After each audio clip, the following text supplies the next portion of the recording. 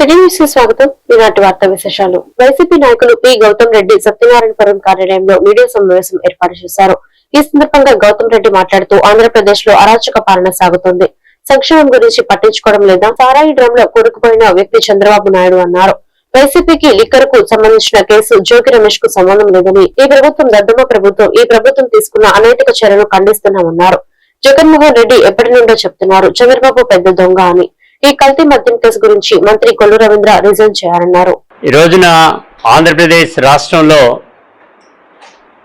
అరాచక పరిపాలన, దౌర్జన్యాలు, మితిమీరినటువంటి అత్యాశకి లోనయ్యేటువంటి పద్ధతిలో ఈ ప్రభుత్వం నడుస్తోంది. అప్పులు కుప్పల తెప్పలుగా చేసేటువంటి ప్రభుత్వం అభివృద్ధికి ఆమడ దూరానుంది. సంక్షేమం అనేటువంటి దాన్ని ఆరాకోరా చేయటం అనేటువంటి జరిగింది. అన్నీ కూడా కోతలు విధించటం, ఒకవేళ ఏదైనా సంక్షేమం ఇవ్వాలంటే నిబంధనల మీద నిబంధనలు పెట్టేటువంటి పద్ధతిలో తీసుకురావటం అనేటువంటి జరుగుతూ ఉంది. దీని దృష్ట్యా ఇవాళ ఈ ప్రభుత్వం తీసుకున్నటువంటి అనాలోచితమైనటువంటి చర్యలు అనేకమైనటువంటి ఉంటే, ఒక పక్కన సారా సారా సారా అంటూ బిగిన్ చేసి ప్రభుత్వం వచ్చిన కాడి నుంచి బిగిన్ చేసినటువంటి ఈ ప్రభుత్వం చేసినటువంటి దానిలో కూడా ఇవాళ మనకు కనపడేటువంటిది, వారు తీసుకున్నటువంటి సారా గోతులోనే టీడీపీ ప్రభుత్వం పడిపోయింది అనేటువంటిది స్పష్టంగా కనపడతా ఉంది. చంద్రబాబు నాయుడు గారికి ఆనుకుని అనుంగుగా ఉండేటువంటి ఏదైతే జయచంద్రారెడ్డి లేకపోతే కనుక ఉండేటువంటి దాంట్లో జనార్దన అనేటువంటి దాన్ని మన అందరం కూడా చూస్తూ ఉన్నాం. ఇంత కూరుకుపోయి సారా డ్రమ్ములో కూరుకుపోయినటువంటి ఈ ప్రభుత్వం చంద్రబాబు నాయుడు ఇవాళ దాన్ని బయటకు రావటానికి ఈ బురదను తీసుకొచ్చి, ఈ సారాన్ని తీసుకొచ్చి వైసీపీ మీద జల్లటానికి ప్రయత్నం చేస్తున్నారు. ఇది ఎంతవరకు సబబు? ఓకే, కళ్ళున్నటువంటి కబోదులు కొంతమంది, కళ్ళు లేనటువంటి వాళ్ళు ఉంటారు, కానీ కళ్ళుండి కూడా చూడలేనటువంటి దద్దమ్మలుగా ఉండేటువంటిది ఈ ప్రభుత్వం. పోలీసు వారు ఒక ఎఫ్ఐఆర్ పెట్టారు, బాగానే ఉంది. ఎఫ్ఐఆర్ పెట్టినటువంటి సందర్భంలో వైసీపీని టార్గెట్ చేయాలనేటువంటి ఉద్దేశంతో రమేష్ అనేటువంటి, జోగి రమేష్ అనేటువంటి ఆయన పేరుని తెర మీద తీసుకురావడం జరిగింది. మీకు పోలీస్ వ్యవస్థ ఉంది కదా, ఇన్వెస్టిగేషన్ ఉంది కదా, ఆ ఇన్వెస్టిగేషన్ చేసేటువంటి దానిలో మీరు ఎడిషనల్గా అక్యూజ్డ్ని జాయిన్ చేస్తున్నాము అనేటువంటి చెప్పారు. ఓకే, బాగానే ఉంది. ఆ చేసినటువంటి దాంట్లో జోగి రమేష్ అని పేరు పెట్టాలా, లేకపోతే మంత్రి రమేష్ అని పెట్టాలా, లేకపోతే జోగి అనేటువంటి దాన్నైనా కానీ అనైనా పెట్టుకోవాలి, లేకపోతే ఇంకో పేరన్నా పెట్టుకోవాలి, లేదా నిక్ నేమ్ ఉంటే ఆ నిక్ నేమ్ అన్నా పెట్టుకోవాలి. నిక్ నేమ్ తర్వాత దాన్ని అడాప్ట్ చేసుకోవాలి. కానీ ఇక్కడ జోగి రమేష్ గారికి నిక్ నేమ్లు లేవు. ఐదర్ ఆయన్ని జోగి రమేష్ గారు అంటారు, లేకపోతే మంత్రి రమేష్ గారు అనేటువంటి పద్ధతిలో ఉంటుంది. కానీ ఇవాళ దీనిలో జరిగినటువంటిది ఏంటి?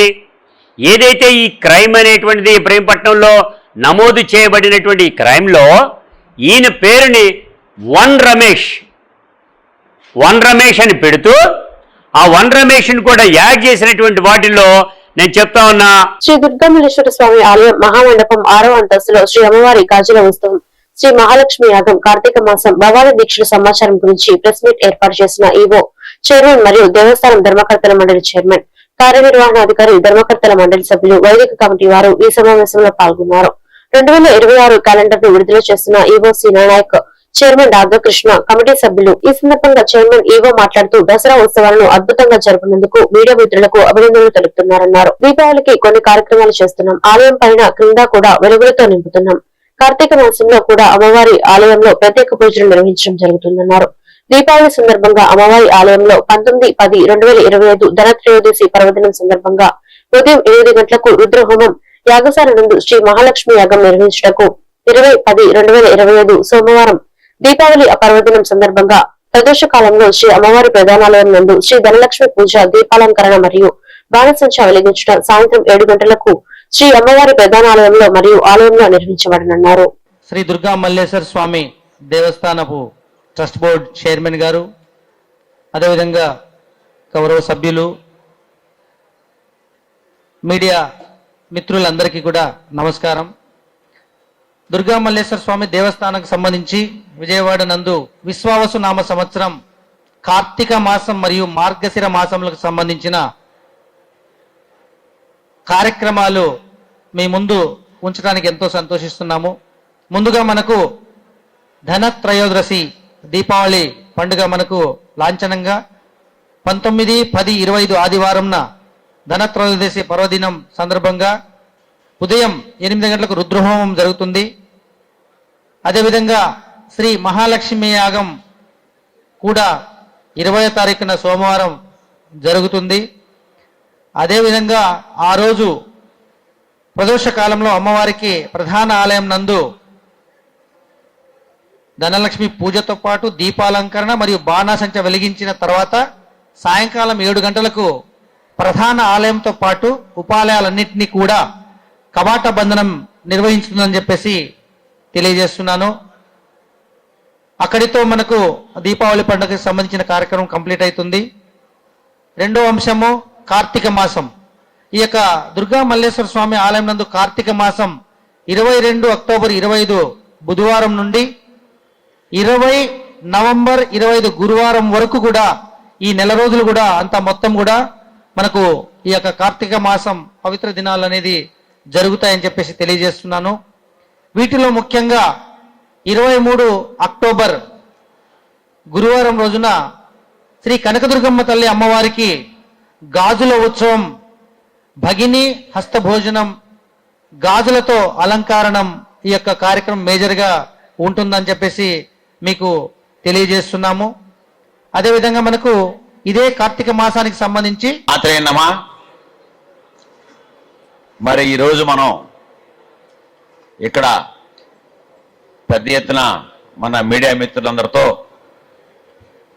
మేమంతా కూడా మరి మా ధర్మకర్తల మండలి సభ్యులు మన ఈఓ గారితో కలుపుకొని మరి మనంతా కూడా మన ఆఫీసర్లు గట్టిగా ఇది ఏర్పాటు చేశారు. మనం మాట్లాడుకోవాల్సిన విషయాలు కొన్ని ఉన్నాయి. ఆల్రెడీ 12 గంటలు అయింది. ఇప్పుడు మరి మనం దసరా ఉత్సవాల్ని చాలా ఘనంగా జరుపుకున్నాం. అందరూ అన్ని డిపార్ట్మెంట్లు వాళ్ళతో కలిపి మీరు మీడియా మిత్రులంతా కూడా ఎలక్ట్రానిక్, ప్రింట్ అందరూ కూడా మీరు చాలా సహకారం అందించారు మన దేవస్థానంకి. మరి ఎక్కడెక్కడో ఎన్నో దేశాలకు వెళ్తానికి మీరు ఎన్నో రకాల వీడియోలు, ఫోటోలు పెట్టారు. సంతోషం. ముందుగా మీ అందరికి కూడా నేను ధన్యవాదాలు తెలుపుకుంటున్నాను. మరి ఏ చిన్న ఇబ్బంది కలగకుండా మనమంతా కలిసి ముందుకెళ్ళాం. మనం అలాగే ముందుకు వెళ్ళాలి. అట్లాగే మనం ఆ తల్లి దుర్గాదేవి ప్రత్యక్ష కోసం మరి ఈ రాష్ట్రంలో ఈ ప్రభుత్వం నకిలీ మద్యంపై రాష్ట్ర వ్యాప్తంగా చర్చ సాగుతోందని టీడీపీ నేత బుద్దా వెంకన్న అన్నారు. గురువారం మీడియాతో మాట్లాడుతూ జోగి కలిస్తే బూడిద రాలినట్లు జగన్ జోగి రమేష్ కలిస్తే బూడిద రాలుతుందని తేలిపోయిందని వ్యాఖ్యలు చేశారు. గత 5 ఏళ్లలో జగన్ అవినీతిని హత్యలు చేసిన వారిని ప్రోత్సహించారని, అదే చంద్రబాబు అయితే వెంటనే వారిపై చర్యలు తీసుకున్నారని అన్నారు. జోగి రమేష్ కీలక పాత్ర ఉందని జనార్దన్ స్వయంగా ప్రకటించారని, తప్పు చేసి దొరికిపోయి కూడా జోగి రమేష్ సిగ్గు లేకుండా వాగుతున్నారని మండిపడ్డారు. కల్తీ మద్యంతో సంబంధం లేని చంద్రబాబు ఎందుకు ప్రమాణం చేయాలని ప్రశ్నించారు. జోగి రమేష్ జనార్దన్ స్నేహితులు అని చెప్పలేదా? మీ ఇద్దరి మధ్య WhatsApp chatting, face times calls మాట్లాడింది వాస్తవం కాదా? నువ్వు ఏ తప్పు చేయకపోతే సిట్ ముందుకు వెళ్ళు, నీ దగ్గర ఉన్న ఆధారాలు ఇచ్చి సచ్యులత నిరూపించుకో అంటూ సవాల్ విసిరారు. ఆంధ్రప్రదేశ్ లో కల్తీ మద్యం గురించి వివిధ వార్తలు వస్తున్నాయో ఆ వార్తలు ముఖ్యంగా జోగి కలిస్తే ఊరికి రావాలంటూ జగన్ రెడ్డి జోగి రమేష్ కలిస్తే కల్తీ మద్యం 7,000 తెలుస్తుంది. ఎందుకంటే తెలుగుదేశం పార్టీ కానీ చంద్రబాబు నాయుడు గారు కానీ ఎప్పుడో కూడా పార్టీలో ఉండి ఏ తప్పు చేసినా ఇమీడియట్ గా సస్పెండ్ చేస్తారు. అలాగే రాష్ట్రంలో ఉన్న ఎంతో మంది నాయకులు కొంతమందిని ఐడెంటిఫై చేయవచ్చు, పార్టీలో ఉండొచ్చు. వాళ్ళ తప్పు చేస్తే ఎమ్మెల్యే సస్పెండ్ చేస్తారు. అలాగే ఇందులో ఉన్నటువంటి మొబైల్ కూడా వాళ్ళ మొబైల్ తిరగగానే సస్పెండ్ చేశారు. అయితే ఇక్కడ విషయం అయితే వీళ్ళు జగన్మోహన్ రెడ్డి ప్రభుత్వంలో గురించి కల్తీ మద్యం తయారు చేస్తారు. ఆ కల్తీ మద్యానికి మెయిన్ సోదరులని జోగి రమేష్.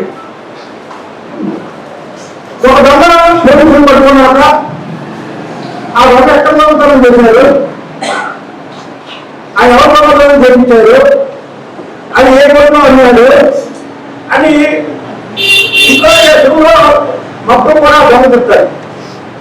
అలాగే ఏదైతే ప్రతి మధ్య కేసులో జనార్దనంలో ఉన్నారో ఆ జనార్దంలో చెప్పారు కీలక పాత్ర కీలక పాత్ర చంద్రబాబు నాయుడు గారిని ప్రమాణ గారు ఏమంటారండి, ప్రతి బడ్జెట్ ఈ రాష్ట్రంలో ఉన్నటువంటి వైసీపీ బడ్జెట్ అందరూ కూడా దొంగతనాలు దొరుకుతున్నారు, చంద్రబాబు నాయుడు గారిని లోకేష్ బాబు గారిని కానీ ప్రమాణం చేయమంటారు. అసలు లోకేష్ పాత్ర ఉందని చంద్రబాబు గారు చెప్పారా, ఏదైతే జరుగుతున్నారో పెట్టారు. ఇదే చెప్పాలా, జనంలో ప్రధానం చేయమంటే అని చెప్పాలా, చంద్రబాబు నాయుడు గారి ప్రధానం చేయమంటే ఈ కేసులో సంబంధం లేదని చెప్పే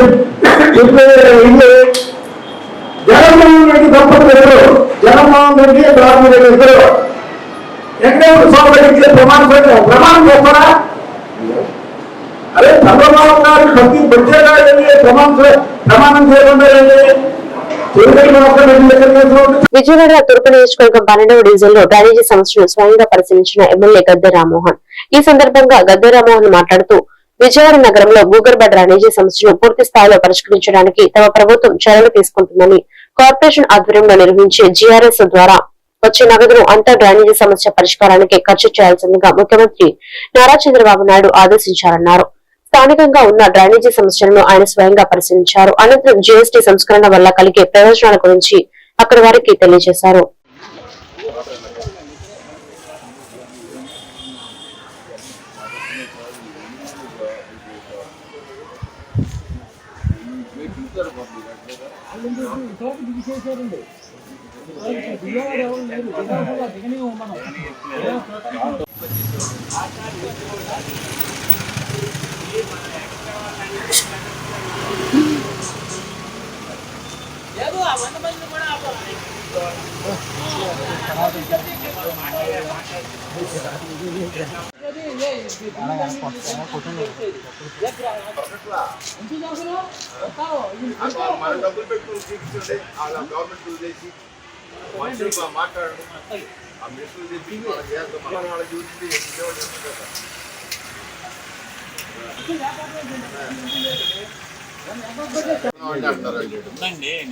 మరి అవును ఎక్కడ జరుగుతుంది, మన 21 తిరుగుతూ ఉంటుంది ఎప్పుడండి, ఎక్కడ సమస్య మనకి ఎవరు ఈ సమస్య చెప్పలేదు, చూస్తున్నారు సమస్య చూపించవచ్చు అది ఏంటే నేను చెబుతున్నాను, ఇంకోళ్ళం చెప్పరు. అది ఆ చెట్టు తీస్తేనే ఇదవుతుంది. పబ్లిక్ మీకు వెహికల్ మీద 30,000 తగ్గిన రోజువారీ కొనే వస్తువుల మీద ఇంట్లో ఏదైనా పరికరాలు కొనుక్కున్నా, ఒక స్పేర్ పార్ట్ కొనుక్కున్నా, లేకపోతే ఒక గిన్నె కొనుక్కున్నా, ఒక స్టవ్ కొనుక్కున్నా, లేకపోతే ఒక కుక్కర్ కొనుక్కున్నా, ప్రతి దాని మీద కూడా తగ్గి ఇప్పుడు 8,000 కోట్లు మన రాష్ట్రానికి రావాల్సిన ఆదాయం అది పేదవారికి అకౌంట్లో జమ కొడతా ఉంది. మీకు చిన్న ఎగ్జాంపుల్ చెబుతా. మొన్న ఆటో కార్మికులకి 2 లక్షల ఇక అంచులుంటే ఎవరికి చెప్పండి, 2,75,000 అనుకుంటున్నా. మొన్న ఆటో కార్మికులు ఎంతమందికి ఇచ్చారు? 15,000 చొప్పున. 2,75,000 15,000 సార్, 15,000 చొప్పున 2,75,000 ఇచ్చి గవర్నమెంట్ ఖర్చు ఎంత అయింది? 416 కోట్లు అయింది. అలాంటి 416 కోట్లు జరిగింది ప్రజలకి. 6 కోట్లు 8,000 అంటే సుమారు 200 రెట్లు ఎక్కువ. అంతే కదా, 200 రెట్లు ఎక్కువ అంటే సుమారు 80 లక్షల కుటుంబాలకి. జీఎస్టీ సూపర్ సేవింగ్స్ అవగాహన సదస్సులో పాల్గొన్న assistant motor vehicle inspector Venkataramana KL Babu ఈ సందర్భంగా వెంకటరమణ కేఎల్ బాబు మాట్లాడుతూ ప్రతి పేద మధ్యతరగతి కుటుంబాలకు ఇది ఒక మంచి అవకాశం. అనేక మంది నిరుపేద కుటుంబాలకు ఇది లాభకరమైన విషయమని జీఎస్టీ 2.4తో ప్రతి కుటుంబానికి 15,000 రూపాయల వరకు ఆదా అవుతుందన్నారు. దానిలో భాగంగానే విజయవాడ తూర్పు నియోజకవర్గం ఎమ్మెల్యే గద్దె రామ్మోహన్ రావుతో కలిసి జీఎస్టీ మీద అవగాహన సదస్సు ర్యాలీని ఎన్టీఆర్ సర్కిల్ నుండి బెన్ సర్కిల్ వరకు జరిపించడం జరిగిందన్నారు. ఈ కార్యక్రమంలో తెలుగుదేశం పార్టీ నాయకులు, కార్యకర్తలు తదితరులు పాల్గొన్నారు.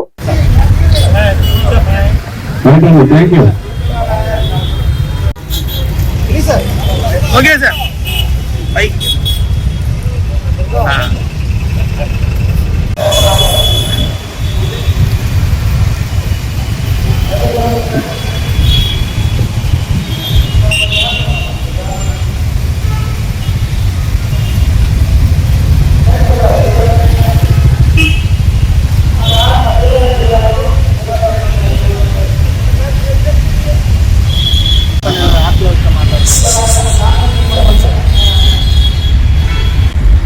నా పేరు KL Babu, assistant motor vehicle inspector, NTR district Vijayawada. Super GST, super savings GST సంస్థలను మరియు రవాణా మరియు లాజిస్టిక్స్ రంగానికి మరింత బలాన్ని చేకూరుస్తుంది. కేంద్ర ప్రభుత్వం పేద మధ్యతరగతి వారిని దృష్టిలో పెట్టుకుని వాహనాల కొనుగోలుపై జిఎస్టీ మరింత తగ్గించడం జరిగింది. ఇందువల్ల అనేక మంది నిరుపేద కుటుంబాలు లాభం పొందుతున్నారు. రవాణా మరియు లాజిస్టిక్స్ రంగానికి జిఎస్టీ 2.0 వల్ల అనేక ప్రయోజనాలు జరుగుతున్నాయి. జిఎస్టీలో అనేక సంస్కరణలు వచ్చినాయి. ఒక ఆటో కొనాలంటే దగ్గరగా 30 నుంచి 35 వేల వరకు జిఎస్టీ వల్ల లాభం పొందుతున్నారు.